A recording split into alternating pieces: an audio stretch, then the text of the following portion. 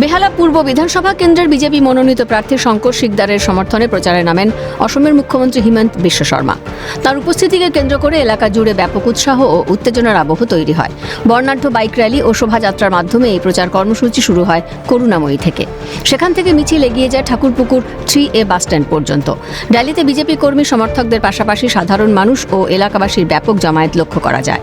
শুধু তাই নয়, এলাকার অনেকেই বাড়ির ছাদে উঠেও বিজেপির শোভাযাত্রা দেখে।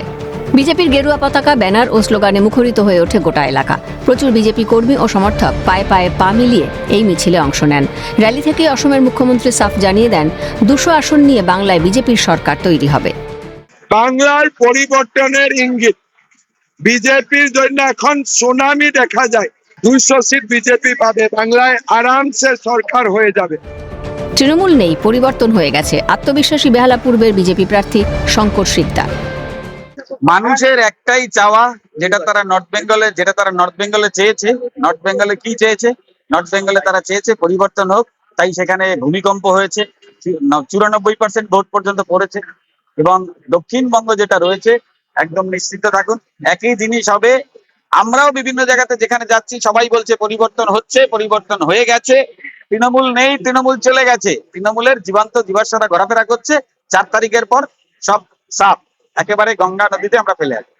উনি আসছেন আমাদের পশ্চিমবঙ্গের সরকার যে 23 তারিখে যে রেজাল্ট মোটামুটি আমরা পাচ্ছি, তাতে যা সিট আমরা পাবো তাতেই মোটামুটি সরকার আমাদের হয়ে যাবে। ঠিক আছে, উনি আসছেন এই ফেজের যে নির্বাচন আছে সেটা যাতে আরো ভালো রেজাল্ট হয়, আমাদের সংখ্যাগরিষ্ঠতা আরো বেশি পাই, সেই জন্যই উনি প্রচার করতে আসছেন সংকটটার জন্য। যে পরিমাণ দুর্নীতি চলছে মেনে নেওয়া যায় না, তির্যকপূর্ণ মন্তব্য বিজেপি কর্মী সমর্থকদের। পরিবর্তনটা দরকার আছে, কারণ এক সরকারকে আমরা কেন মেনে নেব? এইভাবে দুর্নীতি চলছে, সেটাকে মেনে নেওয়া যাচ্ছে না। আমরা পরিবর্তন চাই, প্রত্যেকে সুযোগ পাক না, আমরা পাল্টাই না আমরা সরকারকে। আজকে আমাদের যারা ইয়াং জেনারেশন এখানে কেউ নেই, সবাই বাইরে চলে যাচ্ছে, তাহলে আমাদের বাংলার ভবিষ্যৎ কে ধরবে? আমাদের যদি যুবক যুবতীরা যদি বাইরে চলে যায়, বাংলার ভবিষ্যৎ নষ্ট হয়ে যাচ্ছে। শিল্প নেই, সেই জন্য মানুষ চাইছে, মানুষ বলছে এবার সত্যি পরিবর্তন দরকার। ইস্টপার্কে কোনো জল নেই, আমার বাড়িতে আমার এরিয়ায় কোনো জল নেই। আমরা 7 টাকা করে কর্পোরেশন থেকে জল কিনে খাচ্ছি, এবং খাওয়ার জল, কাজের জল কিনে খাচ্ছি।